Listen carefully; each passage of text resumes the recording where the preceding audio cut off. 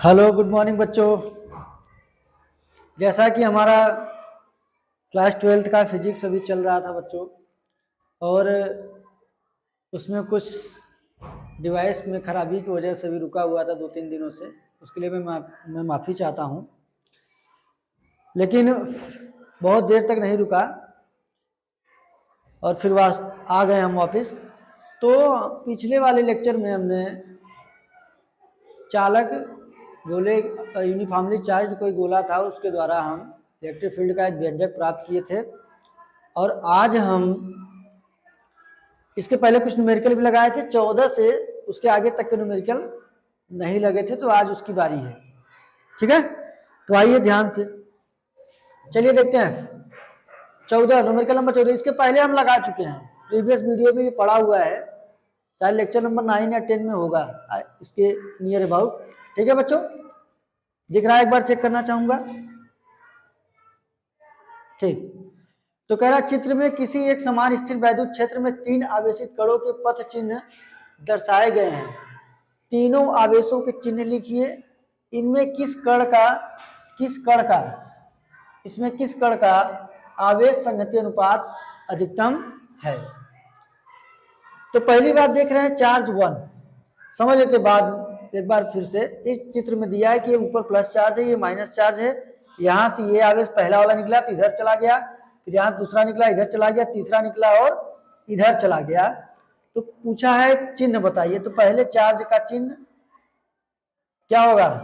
पहले चार्ज का चिन्ह तो देख रहे हैं हम कि ये प्लस की ओर ही जा रहा है। ये ऊपर वाला प्लेट क्या है? प्लस है, और ये आवेश प्लस की ओर ही जा रहा है। इसका मतलब ये चार्ज क्या है? माइनस होगा तभी तो प्लस की ओर जा रहा है। यदि प्लस होता तो प्लस से दूर भागता, यानी पहला और दूसरा दोनों उधर ही जा रहे हैं। तो पहला और दूसरा दोनों क्या है? Positive charge. दोनों क्या है? Positive charge. और तीसरा क्या है? सॉरी माफ करना, निगेटिव चार्ज है ना, माइनस वाले सिंबल है ये, क्योंकि ये प्लस की ओर जा रहे हैं। और तीसरे वाले में कहानी ये है कि ये इधर ही आ रहा है माइनस की ओर। इसका मतलब ये क्या है? Positive charge. तो तीसरे वाले का उत्तर होगा पॉजिटिव, पहले और दूसरे वाले का निगेटिव। ठीक है, उसका कारण ये था बच्चों कि सेम चार्ज जो है एक दूसरे से दूर भागते हैं। अगर ये सेम चार्ज होते दोनों तो इससे दूर भागते इधर आते, परंतु ये सेम चार्ज नहीं है, इसलिए उसकी तरफ ही गया। इसका मतलब ये प्लस है तो ये जरूर माइनस होगा, क्योंकि चार्ज दो ही प्रकार के होते हैं, एक प्लस है दूसरा माइनस होगा। ठीक है, लेकिन ये तो सिंपल बात थी। इसमें बात ये कह दिया है कि तीनों आवेशों के चिन्ह लिखिए, तो हो गया। चलो पहली बात हो गई।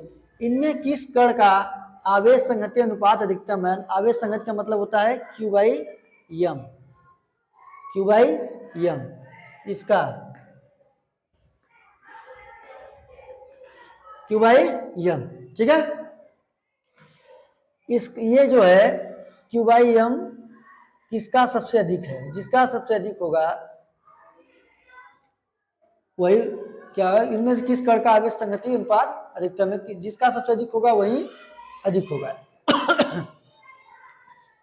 तो ऐसे में देखने में ही पता चल रहा है कि तीसरे वाले का पार्श्विक विस्थापन अधिक हो रहा है, क्योंकि अगर यहां से एक सेंटर लाइन ड्रा करें अगर हम, तो हम देख पा रहे हैं कि इसके बीच में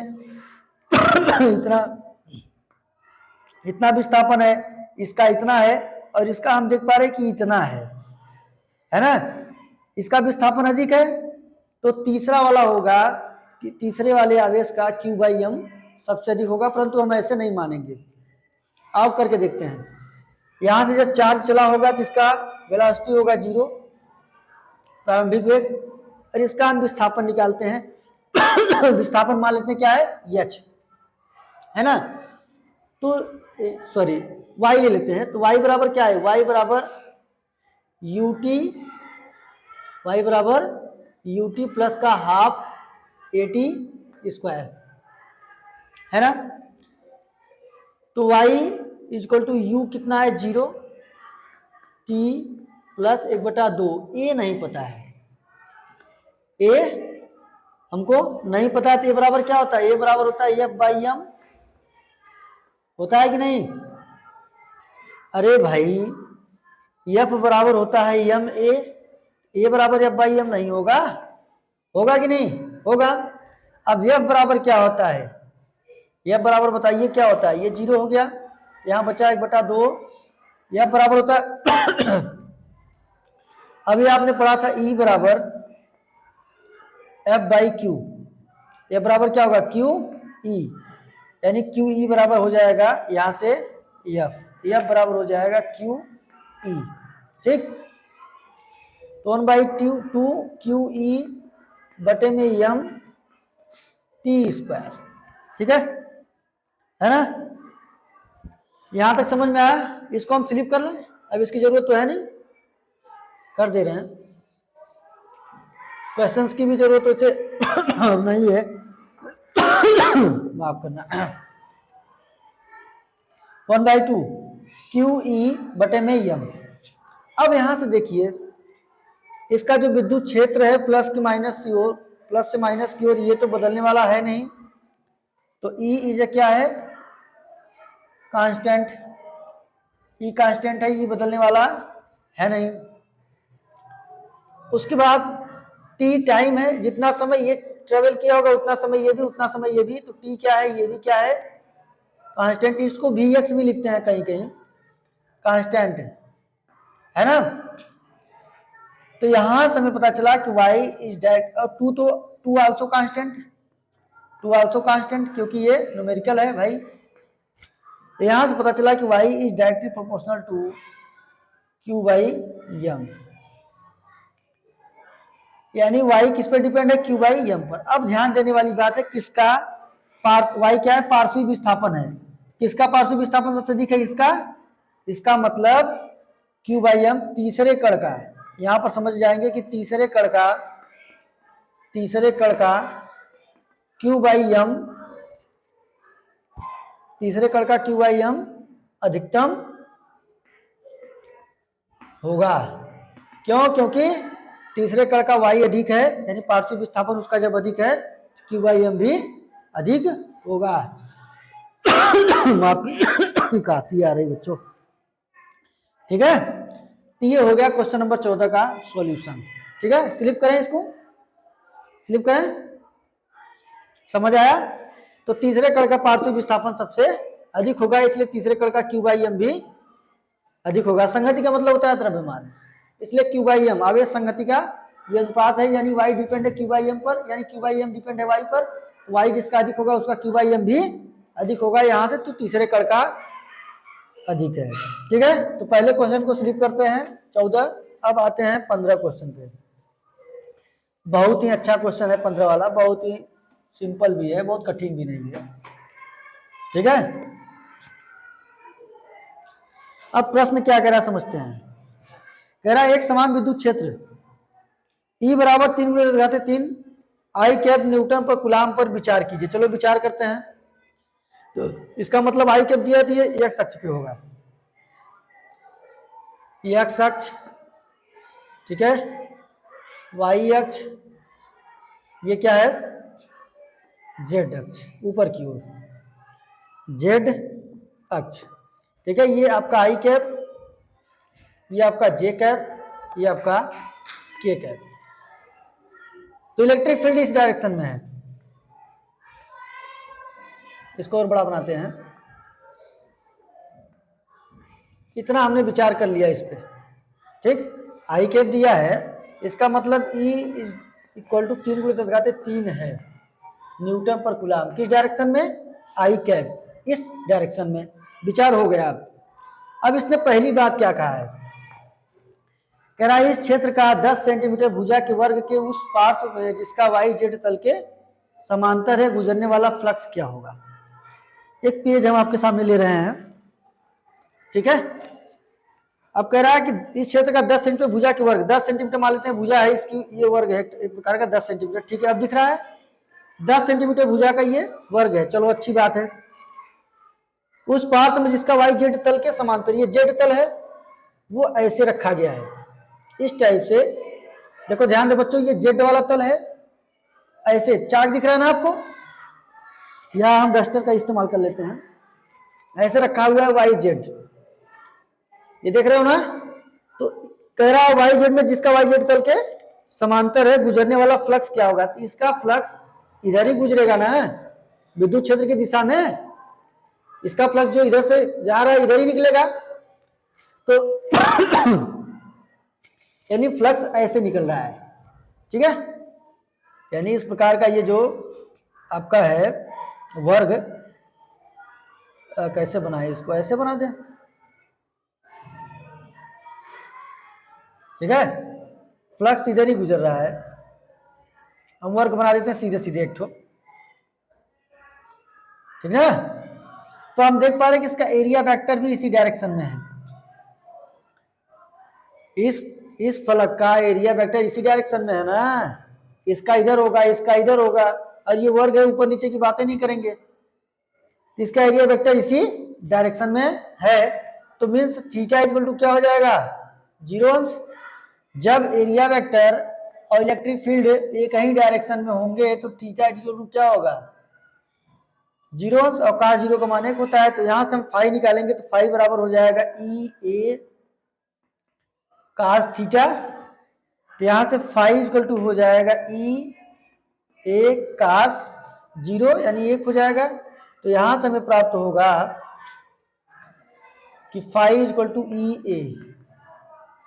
अब ई दे रखा, ए नहीं पता है, अब वर्ग है ना, बताइए अब क्या होगा, ठीक। तो फाई इक्वल टू ई कितना है, ई कितना है, ई है 3 गुणित 10 घाते 3 और ए वर्ग का क्षेत्रफल होता है भुजा घाते 2, और यहाँ पे 10 सेंटीमीटर का भुजा है, इसको मीटर में बदल लो, 0.1 कर लेना, 100 से भाग दे दोगे 0.1 हो जाएगा, ठीक है, का वर्ग, ठीक। भुजा घाते 2 होता है, ये हो गया 3 गुणित 3 एकम 3 या 3 गुणित 10 के घाते 3, इसको जब ओपन करेंगे 0.1 जब पूरा करेंगे तो 1 एकम 1 होगा, 2 अंक दशमलव खिसकेगा तो 3 एकम हो जाएगा 3, ये हो जाएगा 0.03 गुणित 10 घाते 3, ये 3 जब जाएगा यहाँ पे तो ये हो जाएगा 30 न्यूटन, क्या हो जाएगा इसका मात्रक, इसका दिया न्यूटन मीटर, न्यूटन कुलाम, इसका ए का है, ई का मात्रक है न्यूटन प्रति कुलाम, और ए का है मीटर स्क्वायर, तो इसका मात्रक हो जाएगा न्यूटन मीटर स्क्वायर प्रति कुलाम। दिख रहा है यहाँ पे न्यूटन मीटर स्क्वायर प्रति कुलाम दिख रहा है जी। ये इसका हो गया पहले वाले सवाल का, इसका उत्तर पहला वाला सवाल हो गया। अब कह रहा है दूसरे में, इसी वर्ग से गुजरने वाला फ्लक्स कितना है यदि इसके तल का अभिलंब x अक्ष से 60 अंश का कोण बनाते हैं, नहीं ऐसा है, इस टाइप का, ये इस टाइप का ऐसे झुका हुआ है, यहां से ये 60 अंश का कोण बना रहा है, ऐसे 60 अंश का कोण बना रहा है यहां पर, ठीक है। तो सेम चीज है, फाई बराबर दूसरा, फाई बराबर ई ए का 60 अंश, ई दे रखा है 3 गुणित 10 घाते 3, या हमें पता है ई ए पता है, ई ए पता है, यहां से देखो ई ए पता है कितना 30, और cos 60 का मान होता है 1/2, तो यहां से हो जाएगा 15 न्यूटन मीटर स्क्वायर प्रति कूलम। तो क्वेश्चन नंबर 2 भी हो गया, आई होप आपको समझ में आया होगा। क्वेश्चन नंबर 3 की ओर अब हम बढ़ रहे हैं, ठीक है। क्वेश्चन नंबर 3, चलिए आइए देखते हैं, फ्लिप करें इसको,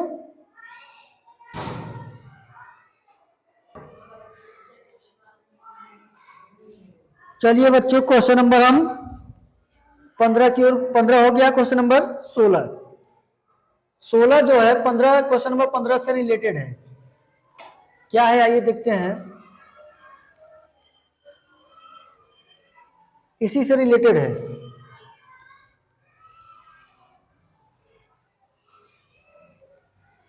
इसी से रिलेटेड है, मिटा दिए इसको, क्या करें अब, मिट गया तो मिट गया। कह रहा है किताब कापी लेके बैठा करिए आप लोग।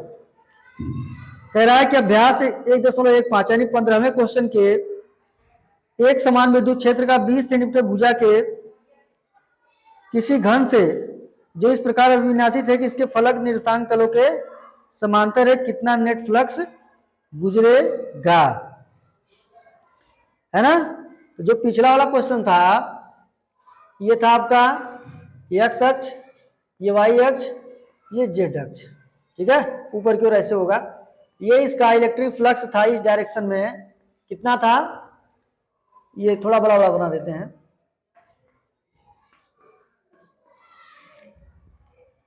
ये क्वेश्चन नंबर 16 है बच्चों, याद रखना, जो कि 15वें से रिलेटेड है। इसका मान दे रखा था E बराबर 3 × 10⁻³ न्यूटन पर कूलम, ठीक है, यही दिया था। कह रहा है कि विद्युत क्षेत्र का 20 सेंटीमीटर भुजा के किसी घन से, कोई घन है यहां पर जिसकी भुजा कितनी है, जिसकी भुजा है 20 सेंटीमीटर, कोई इस प्रकार का घन है जिसकी भुजा है 20 सेंटीमीटर, भुजा का कोई घन, ठीक है, रख दिया जाता है। देख रहे हो 20 सेंटीमीटर भुजा है इसकी, 20 सेंटीमीटर, ठीक, सभी भुजा, यानी भुजा कितना है मैं बता दे रहा हूं, भुजा दिया है 20 सेंटीमीटर, या यूं कहें कि 20 × 10⁻² या 100 से भाग देंगे तो 0.2 हो जाएगा, 0.2 मीटर, ठीक, 0.2 मीटर। अब कह रहा है इस क्वेश्चन में कि घन से जो इस प्रकार अविनाशी है, इसके फलक, उसके फलक निर्देशांक तलों के समांतर है, कितना नेट फ्लक्स गुजरेगा। ये जो इसके निर्देशांक तल हैं उसके क्या है, ये समांतर, यानी ये जो तल है इसके समांतर है। इस प्रकार का ऐसा घन रखा हुआ है, ऐसे इस टाइप का, मतलब एक ही से मैं बना पा रहा हूं, या ऐसे बना सकता हूं, ठीक है, ऐसा रखा हुआ है, ठीक, और इसके जो फलक हैं सभी निर्देशांक तलों के समांतर है। तो जब हम ऐसे जब घन रखेंगे तो यहां से इस डायरेक्शन में जो electric area vector, electric field इस डायरेक्शन में है और एरिया वेक्टर इधर होगा, तो ऊपर वाले की मैं बात कर रहा हूं, ऊपर वाले फलक का फाई वाले लेते हैं, तो ऊपर वाला फलक क्या होगा, ई ए कास थीटा, तो ई ए कास 90 हो जाएगा, क्यों, क्योंकि जब ऊपर वाला फलक हमने लिया था, ठीक है, या ऐसे समझते हैं घन की तरह, ऐसे ऊपर वाला जब फलक लेंगे तो ये इलेक्ट्रिक फील्ड की डायरेक्शन, ये एरिया वेक्टर ऊपर है, 90 डिग्री का जब एंगल बनेगा तो क्या हो जाएगा, φ1 हो जाएगा 0, φ2 इसके नीचे भी वही है बात होगी, 90 डिग्री इधर बन रहा है तो 90 डिग्री इधर भी बनेगा, तो φ2 भी आपका क्या हो जाएगा 0। अब बात फंसी कि सर इधर और इधर क्या होगा। अब देखो इस पर जब रखेंगे इसका इलेक्ट्रिक फील्ड इस डायरेक्शन में है और एरिया वेक्टर इस सरफेस का, इधर का, ये घन नहीं है, घनाभ की तरह है, लेकिन इधर का जो होगा वो भी तो इसी डायरेक्शन में है, यानी कास φ3 बराबर हो जाएगा ई ए कास 0 होगा, क्योंकि एरिया वेक्टर और इलेक्ट्रिक फील्ड की डायरेक्शन एक ही तरफ है, तो ये हो जाएगा ई ए कास 0 का मान 1 हो जाएगा, तो ये ई ए हो जाएगा। अब यहाँ पर φ1 हो गया, 2 हो गया, 3 हो गया, अब ये 4 इधर हो जाएगा। इधर जब जाएंगे देखो एरिया वेक्टर इधर है, एरिया वेक्टर आपका इधर है और इलेक्ट्रिक फील्ड इधर है, कितने अंश का कोण बन रहा है 180 अंश, तो ई ए काश 180 का मान क्या होता है -1, तो φ4 बराबर हो जाएगा माइनस का ई ए, हो गया। अब ध्यान दो इधर का हो गया, इधर का हो गया, इधर का हो गया, इधर हो गया, अब ये बचा है, उधर का अंदर क्या होगा, ये भी अंदर की तरफ क्या होगा 90 अंश, तो φ बराबर होगा ई ए कास 90, है ना बच्चा, समझ में आ रहा है कि नहीं, कास 90 का मान होगा 0, तो ये φ भी और φ6 भी हो जाएगा 0। तो नेट फ्लक्स जब निकालेंगे, नेट फ्लक्स φ नेट, तो φ1 प्लस φ2 प्लस φ3 प्लस φ4 जो भी होगा, यहाँ पे नहीं नजर आ रहा होगा, मैं नीचे ही ले लेता हूं, कहाँ ले लूं, यहीं पे ले लेता हूं, तो φ बराबर φ1 plus φ2 plus φ3 plus φ4 plus φ5 plus φ6, तो देख रहे हैं सब 0, φ1 0, φ2 0, φ3 कितना है ई ए प्लस φ4 कितना है 5 हो रहा है आपका माइनस का ये, और ये भी 0 है और ये भी 0 है, तो ये माइनस प्लस है दोनों, तो क्या हो जाएगा टोटल नेट फ्लक्स क्या होगा, फाई नेट क्या होगा, फाई नेट हो जाएगा 0। ये है इसकी कहानी। ठीक है, समझ आया, समझ आया कि नहीं, मिटा रहे। ये हो गया क्वेश्चन नंबर 16। न तो इसमें ई का मान यूज हुआ और न ही भुजा का इस्तेमाल हुआ है। ठीक, x1। Question number 17। अब क्वेश्चन नंबर 17 की तरफ बढ़ रहे हैं, देखते हैं क्या है ये क्वेश्चन। नोट करना पड़ेगा क्या बच्चों,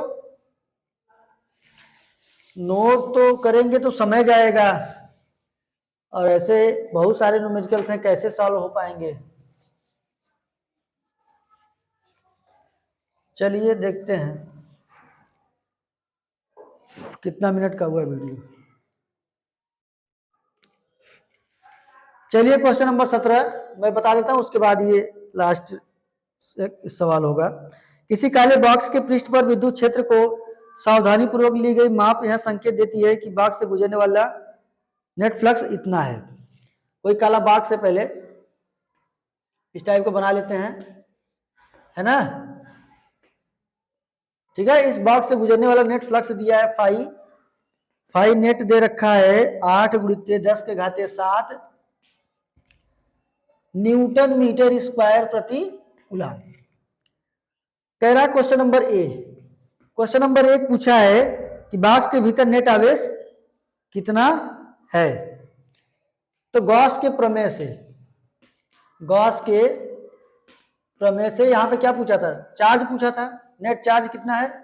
तो फाई बराबर Q/ε0, तो फाई कितना है 8 × 10⁻7 बराबर Q बटे में ε0 का मान क्या था 8.85 × 10⁻12।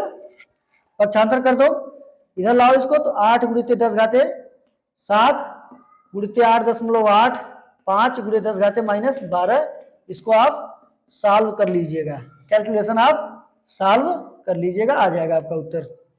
क्वेश्चन नंबर बी में क्या कह रहा है, कह रहा है यदि बॉक्स के पृष्ठ से नेट बहिर्मुखी फ्लक्स शून्य हो तो, यदि बॉक्स के पृष्ठ से नेट बहिर्मुखी फ्लक्स शून्य है तो क्या आप यह निष्कर्ष निकालेंगे कि बॉक्स के भीतर कोई आवेश नहीं है, क्यों अथवा क्यों नहीं। हाँ बच्चा, जब कोई फ्लक्स नहीं है बाहर, जब कोई फ्लक्स ही नहीं निकल रहा है, इधर न इधर फ्लक्स निकल रहा है न इधर फ्लक्स निकल रहा है, मतलब जब कोई बाहर फ्लक्स ही नहीं निकल रहा है, इसका मतलब जब फाई 0 है तो फाई बराबर क्या पड़ा अभी, फाई बराबर Q/ε0। अगर ये 0 है तो ये ε0 इधर आएगा तो क्या हो जाएगा, Q भी क्या हो जाएगा 0। इसका मतलब बॉक्स के भीतर यदि कोई आवेश बॉक्स के बाहर यदि फ्लक्स नहीं है, यदि फ्लक्स की संख्या नहीं है, तो इसका मतलब कोई चार्ज नहीं है। परंतु इसका एक उत्तर और हो सकता है इस बॉक्स में समान चार्ज के एक -Q और एक +Q, यानी समान परिमाण के दो विपरीत आवेश रखे हों, है ना, इसके अंदर यहां पर माइनस और प्लस। तो आइए देखते हैं, एक उत्तर इसका और भी हो सकता है। कहाँ, इसको मिटा दें, इसको सॉल्व कर लीजिएगा आप लोग। यहां पर हो जाएगा बच्चा, यहां पर हो जाएगा। अब फिर गॉस का प्रमेय जब लगाएंगे तो फाई बराबर क्या हो जाएगा, फाई बराबर हो जाएगा Q1, या हम नेट आवेश अगर, हाँ सॉरी माफ करना, Q नेट निकालेंगे तो क्या हो जाएगा Q1 + Q2, और Q1 कितना है -Q और ये कितना है +Q, तो टोटल क्या हो जाएगा Q नेट या Q इनसाइड क्या हो जाएगा, Q इनसाइड क्या हो जाएगा, Q अंदर क्या हो जाएगा 0। तो या ये भी उत्तर हो सकता है कि अंदर दो चार्ज हैं परंतु परिमाण दोनों का बराबर है और दोनों विपरीत आवेश है। इस प्रकार से क्वेश्चन नंबर 17 के दो उत्तर हो जाएंगे। क्वेश्चन नंबर 18, ठीक है। अब हमें लग रहा है कि वीडियो ज्यादा लंबा हो रहा है बच्चों, तो आज बस इतना ही। अगले लेक्चर में हम कुछ और क्वेश्चंस को लेते हैं, लेकिन हम आपका पूरा क्वेश्चन सॉल्व कराएंगे। कोई डाउट ही नहीं इसमें, कोई किम किंतु परंतु कुछ नहीं है।